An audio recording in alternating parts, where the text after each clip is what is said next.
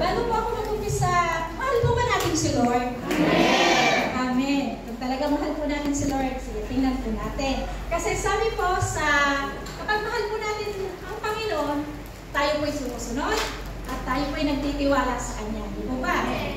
So, yung isi-share ko po ay sa Malakay 3:9 hanggang 11 po. Pero isa-isa ko pong babasahin. Sabi po sa Malakay 3:10, bring the whole tithe into the storehouse that there may be food in my house.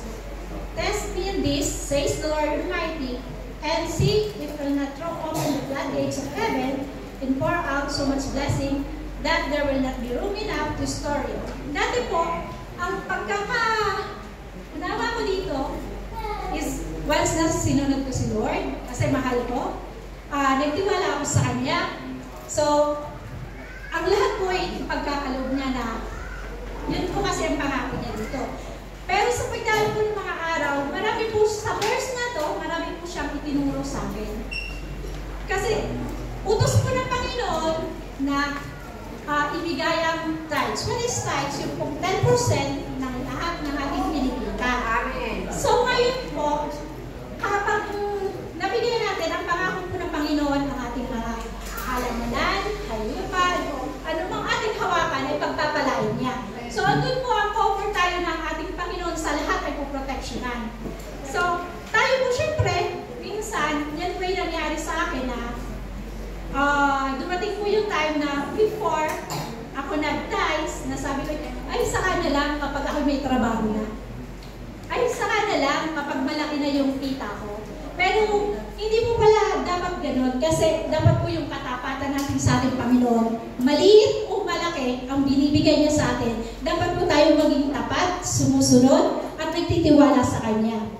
Kasi parang yung ganito po, parang binigay sa'yo ni Lord yung 100 euro. Said, kunin mo ng 100 euro, pero ang 10% ibibigay mo para sa akin.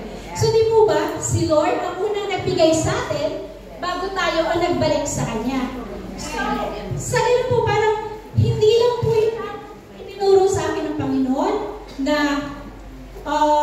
matuto po tayong ibinibigay niya sa atin ang 90% na i-manage ang ipinagkatiwala niya sa atin.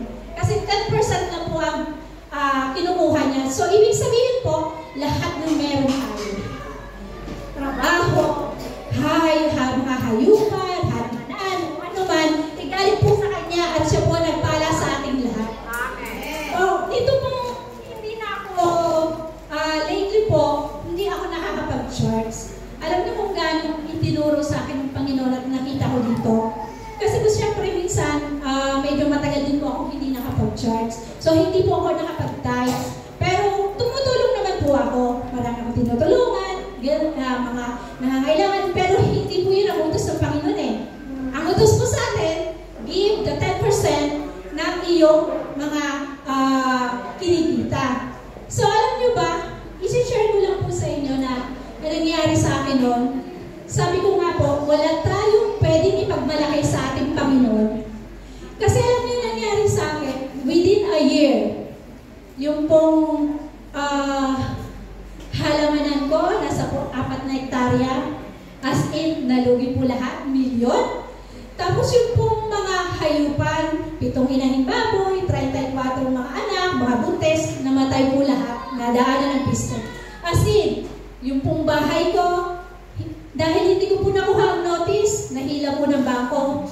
Talaga po, milyon ang halaga kasi na subdivision din. And nung last po, nag-invest ako, na-scam po, billion din.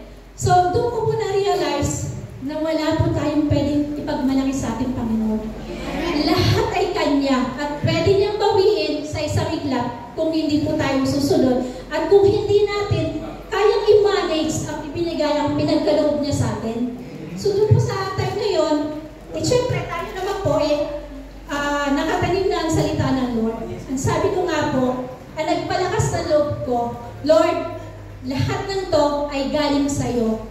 Kung kasalanan ko po dahil hindi ako sumunod sa inyo, okay lang po dahil dati mo wala sa akin yan at binigay lang sa akin ng Panginoon pinagtiwala. So, sa ganun po pag-iisip at sa ano ng Word of God, doon po ako tumatag. Doon ko na-realize na kahit maliit o malaki, ang ibinigay sa atin, Panginoon, ay maging tapat po tayo.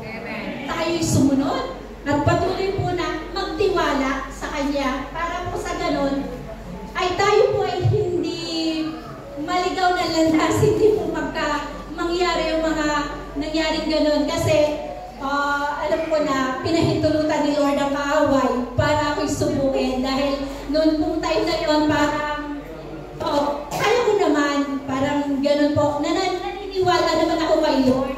Ako naman nananampalataya sa Kanya, pero hindi po pala ganun. Dapat po talagang lagi natin isa puso na maging tapat at sumunod po tayo sa ating Panginoon. Sabi nga po niya sa Proverbs 3:5-6, trust in the Lord with all your heart and lean not on your own understanding. In all your ways, submit to Him and He will make your path straight. So, ito po yung verse na talagang nagpagising sa akin. Salamat, Panginoon. Kahit nagkamali ako, itinutuwid mo ako.